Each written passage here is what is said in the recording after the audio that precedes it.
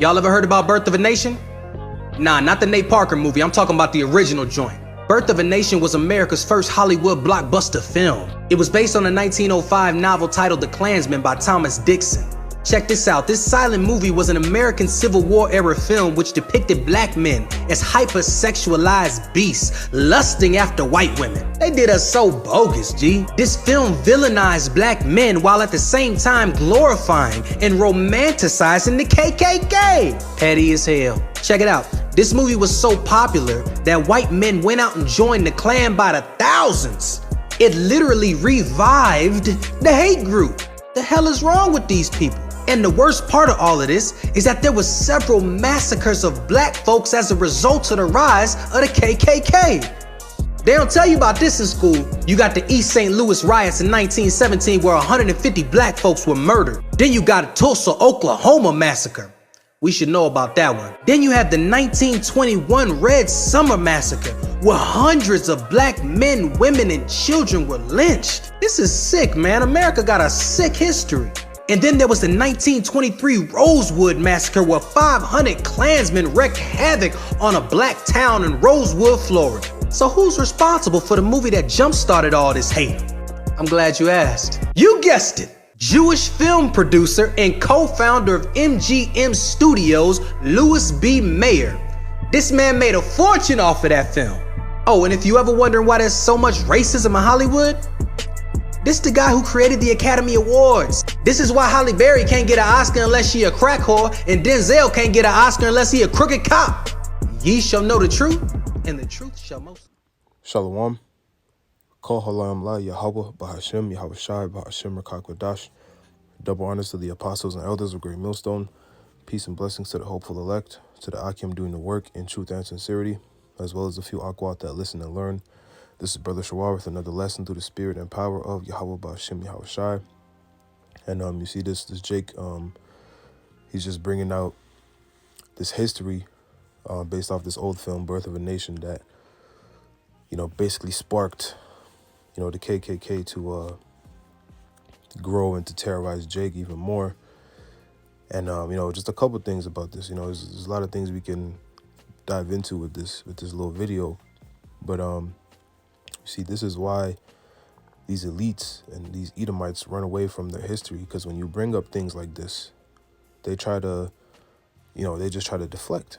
You bring out this history and they, oh, we weren't there. Oh, we're sorry. Oh, all of these different types of things. And, he made some valid points. He even said, America's history is sick, absolutely, and Jake, and also we know that so-called black people are the southern kingdom of the house of Israel, the Judah, Benjamin, and Levi, the so-called Negro tribes, right? But also the northern kingdom, the so-called Latinos and Native Americans, were also a part of slavery as well. They just had different forms of it, but the Native Americans were connected with the Negroes as well. But that's another lesson for another day. But so yeah, there's a lot of good points in this that he made. And you so-called Negroes, man, you tribes constantly forget what the so-called white man has done to you and what they still do to you, man. Because really, we're still in captivity. It's just not as heavy. The Lord he's lifting up the curses upon us, or off us, and putting them upon, our enemies. But we're still in captivity. And, Jake loves to forget who the so-called white man is. And in these last days, he's showing his horns, and he's going to show them full-fledged pretty soon, with pretty much establishing this MOTB, this B system, the NWO. But this is the history of America. This is who these Edomites are. That's the so-called white people, in the Bible. That's their biblical nationality. So let's get some scriptures, dealing with the judgment that's coming for this, because this is what ultimately these small hats, these elites, as you see also in the video, that a small hat was behind that film, and they've been behind everything, that's destroyed Jake for the most part, along with the elites of the other nations. But these Amalekites, these elite banking families, are the ones that lead it all. So let's get scriptures, man, to just to get into this judgment and how the Lord is dealing with this thing, because this is what people don't understand of the Bible, especially these so-called white people, and these other Israelites as well. But these elites got it coming to them for what they've done, the Edomites as a whole. So this is Obadiah 1:9, and it reads, "And thy mighty men, O Teman, shall be dismayed at the end, that every one of the mount of Esau may be cut off by slaughter. For thy violence against thy brother Jacob, shame shall cover thee, and thou shalt be cut off forever." And this hatred they have for us goes back to our forefathers, Jacob, whose name was changed to Israel, all the way back to, the time where Jacob was given the blessing, and Esau was rejected, which was how the Lord wanted it to be from the foundations of the earth. But this hatred goes, that far back. It's a spiritual hatred they have for us, right? But see, a lot of Israelites just can't understand this. They, for some reason, I mean, really, there's many reasons, but it's the Stockholm syndrome type of thing that Jake has for these Edomites. Not to say you go out and just cuss out every so-called white person and and whatever. You be cordial and be smart, apply wisdom, but understand that this race of people has a great judgment coming for the atrocities they've committed against the apple of the Lord's eye, the Israelites, as well as what they've done to the earth and the other nations too. They've destroyed everybody, but just the Israelites the most. They defiled the earth. They destroyed their own people. For pretty much the elites just trying to get personal gain and complete control over everything, and then be like the Most High. That's pretty much what it's about. So there's judgment coming for all this, all the things that they've done, man. And this is just one example. And in the video, he also made a good point that they're not telling you this stuff in schools. They're trying to more and more just teach you less and less about, about slavery. Eventually, it's not going to be taught at all. They're too busy teaching kids, and telling them to change their sex, to change their gender. This is the madness and confusion that Esau is pushing, man. But there's judgment coming for all of this, and that's the good news. This is the gospel, meaning good news. That our enemies, we're going to see the fall of our enemies. Whether we be a part of that, the elect that survives or is made a martyr for the Lord. Either way, it's a win-win, man, if we endure unto the end. Right? So let's get this in Ezekiel 25:14, and it reads, "And I will lay my vengeance upon Edom by the hand of my people Israel, and they that shall do in Edom according to mine anger and according to my fury. And they shall know my vengeance, saith the Lord God." And this has not happened yet. So this is a future prophecy when the Lord is going to rise up his men. When Yahushua comes back and his men, he gives his men spiritual power to pretty much get out of, these tight situations that we're going to be in, man. That was going to require extremely high faith to for the Lord to deal with us to get out of it. But spiritual power is in the scriptures, and that's what's going to happen. And those men, Lord willing, will be a part of that number. We're going to wreak havoc on these devils, man. And that's when the start of the kingdom of heaven, that's when it begins. So there's judgment coming, man. There's a win. There's a victory already written for the Israelites. Because, again, this devil's bloodshed, or his history is, the amount of bloodshed he's committed is you can't measure it, man. The things that they've done is that's why if you continue to read in Obadiah, the first chapter, or Obadiah 1, it tells you that Esau is to be cut off forever. Right? They're going to be, and we read it at the end of the verse 10, but it tells you they're going to be burnt up and just, be done away with completely. It really goes in on their judgment. So let's get this in Revelation 13:9, and it reads, "If any man have an ear, let him hear. He that leadeth into captivity shall go into captivity. He that killeth with the sword must be killed with the sword. Here is the patience and the faith of the saints, meaning the Israelites. And this is what Esau did. He led us into captivity, so he has to go in captivity. They got to serve out 1,000 years of slavery. You know, double what they did unto us. Tells us that in Revelation. But you see, look at all of what these devils did, man. All these different massacres. You know, and there's stuff that's not even documented, too, that they did.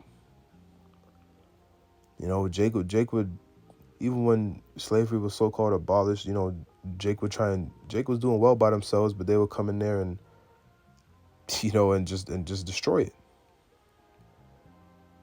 Because this is how these devils operated, man. They still do it. They don't want Jake to prosper. And they're letting a couple Israelites, you know, get the bag and use them as puppets. But it's just to push wickedness amongst the rest of the nation. Right? And it's really all vanity at the end of the day. And even those celebrities, they end up realizing that. So it's just a big trap that Esau has set for Jake in these times, because this isn't our rest. Malachi 2:10 tells us that, or Micah 2:10, Salakia. Micah 2:10 tells us this isn't our rest, man. So we should depart from it because it's polluted with wickedness. This is the white man's world, so-called white man's world, Esau, Edom's world. Job 9:24, the earth is given into the hand of the wicked. That's what this is. Right? And all you gotta do is look around. And there's wickedness in every corner. On a very high level. Right? So the Lord gotta make a change, and he will. You know, this is the prophecy, man. This is the main prophecy. The Lord is taking down these Edomites, and he's rising up Yasharala, the princes of the power, the Israelites, with Yahushua in the forefront, and the kingdom of heaven is going to be established. And that's what we seek, man. That's what we're waiting for, and we're close, man. We can feel it. So let's go to the book of Numbers and read this the 35th chapter, the 33rd verse. And we could probably close after this. I just wanted to make this get to the point type of thing. But you can say a lot about this, because, you know, you can go on about all the bloodshed that Esau Edom has committed. Again, it's you can't measure it, man. These devils are, their history is beyond wicked, and even in the present, you know, and they think these regular Edomites out here, these peons that just live in regular lives, they don't understand how the Lord deals. The Lord judges nations as he did the nation of Israel, because there was Israelites that was trying to, you know, keep the law, statutes, and commandments, but the Lord still put us all into captivity. Right? So this is how the Lord deals, man. So this is Numbers 35 and 33. It reads, "So ye shall not pollute the land wherein ye are, for blood it defileth the land, and the land cannot be cleansed of the blood that is shed therein, but by the blood of him that shed it. Defile not therefore the land which ye shall inhabit, wherein I dwell, for the Lord dwell among the children of Israel." So that's how these devils got this land, Babylon the Great, America, which is Babylon the Great in the scriptures. You know, they shed the blood of the Native Americans, the tribe of Gad. You know, so this is how they've gotten everything, really: rape, rob, and murder. You know, and they enslaved the northern and southern kingdom, but the biggest one being the southern kingdom. And they've become, you know, the richest land in the whole entire earth. But now they're fallen, because, you know, it's time for their rulership to be up. So the wickedness is catching up to them, you know, through the spirit and power of Yahweh Hashem Yahushua. So Babylon is fallen now, and we're in these last days. But this is what it is. And this is what they did. And what did we just read? So their blood got to be shed, man. They got to go through what they've put the Israelites through. And it's going to be worse. Thus saith the Bible, right? And that goes for these other nations that played a role in it as well. Isaiah 14 lets us know that. Matter of fact, let's finish with that. And the beautiful thing about these prophecies, man, the gospel, the good news is that No matter what anybody says, what these scoffers or, rebellious Israelites say, no matter what anybody thinks or what, this is going to happen. It's going to take place. Prophecies haven't lied over the course of history, and they haven't lied to this day. So this is Isaiah 14, starting at the top, and it reads, "For the Lord will have mercy on Jacob and will yet choose Israel." So not every nation, Israel, and set them in their own land, and the strangers shall be joined with them, and they shall cleave to the house of Jacob. And the people shall take them and bring them to their place, and the house of Israel shall possess them in the land of the Lord for servants and handmaids. And they shall take them captives, whose captives they were, and they shall rule over their oppressors. Right. This is exactly what's coming, man.